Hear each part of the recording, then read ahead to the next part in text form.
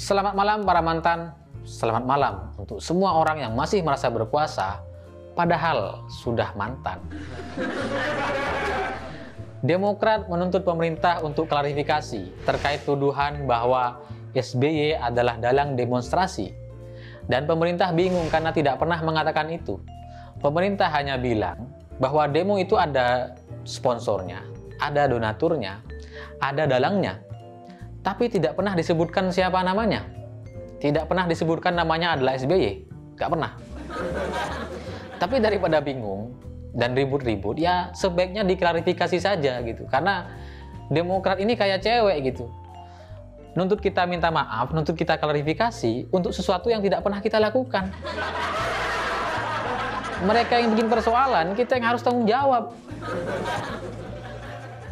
Ancaman Andi Arief juga sudah sangat jelas di Twitter. Dia bilang kalau pemerintah tidak mau klarifikasi, maka tidak ada jaminan ketegangan politik ini akan mereda. Artinya apa? Sebelum pemerintah klarifikasi, demo-demo ini akan terus jalan. Makin jelas ya. Makin jelas ya. Dan nggak semua hal tuh harus kita lakukan, nyatakan secara terbuka. Nggak perlu gitu. Kadang-kadang kita juga nggak perlu lugas. Biarkan publik yang menilai. Karena kayak AHY kemarin, dia menginstruksikan sebagai Ketua Umum Demokrat kepada DPRD di seluruh Indonesia untuk menerima demonstran di wilayahnya masing-masing. Bahkan di Jogja, DPRD dari fraksi Demokrat turun ke jalan dan ikut demo, memimpin demo. Kurang jelas apa? Jadi kalau ada yang bilang demo ini ditunggangi dan seterusnya, ya itu faktanya. Kalau Demokrat gak ngaku, ngelak, dan bilang bukan, ya itu sama kayak orang pacaran, terus si cewek hamil, tapi bilangnya gak ngapa-ngapain. Emang bisa gitu hamil lewat berenang bersama? Pernyataan SBY juga cukup ragu-ragu. Dia bilang, kalaupun saya punya dana, dan saya mampu menggerakkan massa, saya tidak ada niat untuk melakukan itu. Ini ragu-ragu gitu. Karena niat dan melakukan itu dua hal yang berbeda. Sama kayak di Jakarta kemarin ketika rusuh. Halte dibakar, banyak kantor dirusak, mobil dirusak, dan perusuhnya ditangkap. Jawabannya apa? Sama. Saya tidak ada niat, saya hilas. Mau niat mau enggak, halte tetap rusak, tetap rusuh gitu. Ya sama, SBY kalau memang yakin dan sadar bahwa dia bukan pelakunya, dia nggak pernah melakukan itu, ya bilang aja, saya SBY, saya tidak pernah mendanai demonstran. Gitu dong. Kalau nggak mau bilang nggak gitu, ya kan memang ada orang yang menuduh bahwa SBY adalah dalangnya gitu. Tapi kalau nggak mau bilang nggak gitu, ya tuntut aja secara hukum, proses hukum gitu. Bukan malah minta klarifikasi ke pemerintah, ini nggak nyambung. Itu sama kayak FPI nuntut undang-undang cipta kerja. Nggak nyambung kan? Emang FPI kerja?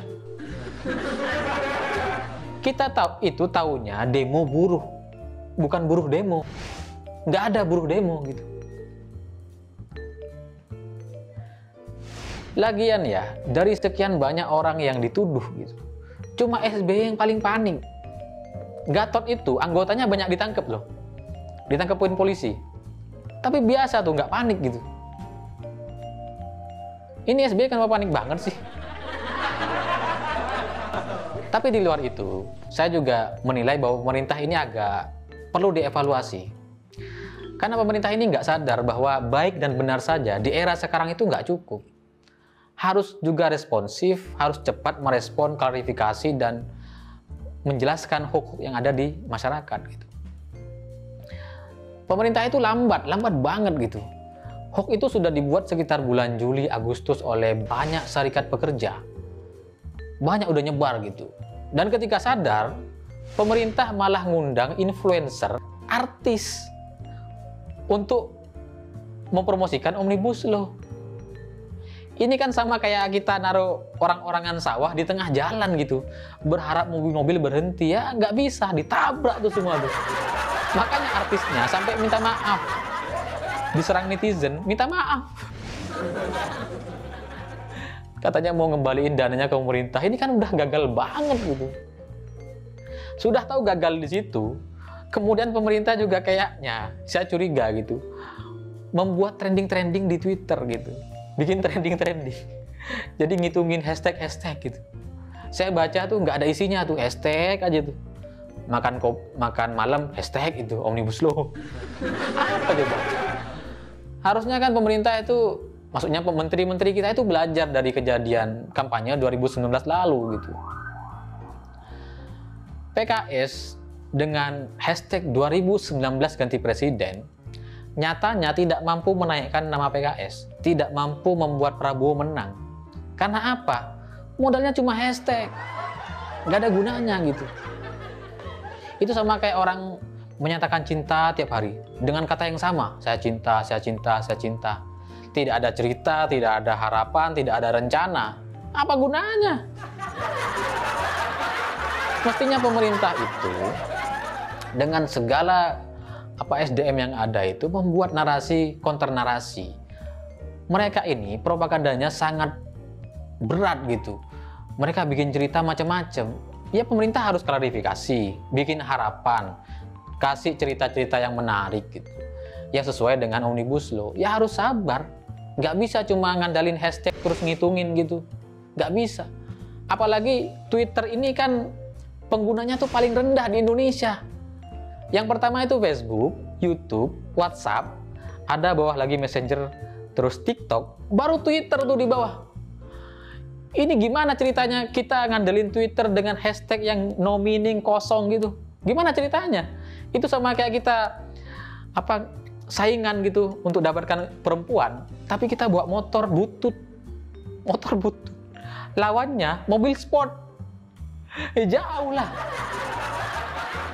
Lawannya tuh beredar di Facebook, YouTube, WhatsApp, masif.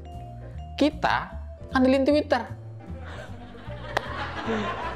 Dan yang paling miris lagi, saya sebagai relawan dan teman-teman itu kan bikin konten untuk membantu pemerintah.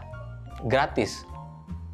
Saat kita bikin konten untuk mengcounter hoax dari kubu anti Omnibus Law, malah dicap hoax sama third party, sama pihak ketiga yang kerjasama dengan Facebook dan Instagram. Dan Menkominfo kita nggak ngapa-ngapain. Bahkan mungkin juga nggak tahu ada kejadian ini. Kita itu punya Menteri Komunikasi dan Informasi, tapi tidak bisa mengendalikan informasi yang ada di Indonesia. Giliran ada hoax, ya nggak ngapa-ngapain. Sekalinya tampil di mata Najwa, ngomel-ngomel.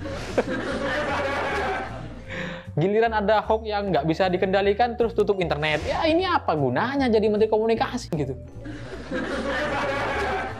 Saya bukan sok-sokan. Saya mungkin ini bodoh dan nggak sepintar banyak orang. Ada banyak orang lebih pintar dari saya. Tapi kalau ngelihat Menkominfo kita, saya ngerasa jauh lebih pintar gitu untuk mengatasi ini. Tapi di luar itu, saya ingin bilang begini. Ribut-ribut ini kan soal politik ya, politik saja. Demokrat itu kalau memang mau menolak Omnibus Law, ya dia bisa ajukan judicial review ke MK.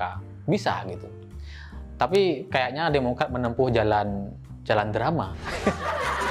Nampaknya ingin mengulangi drama yang pernah terjadi di 2004 lalu, ketika SBY jadi menteri, terus bikin partai dan menang sebagai presiden.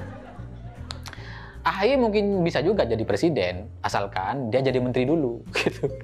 Jadi menteri, terus nyapres, menang. Tapi kalau nggak jadi menteri, 2024 nanti kayaknya susah tuh, gitu. Dan kalaupun bisa, pesan saya begini, sebagai bakal mantan saya ingin bilang begini. Sesuatu yang sudah pernah putus, kemudian tumbuh lagi, itu rasanya tidak akan pernah sama. Begitulah kura-kura.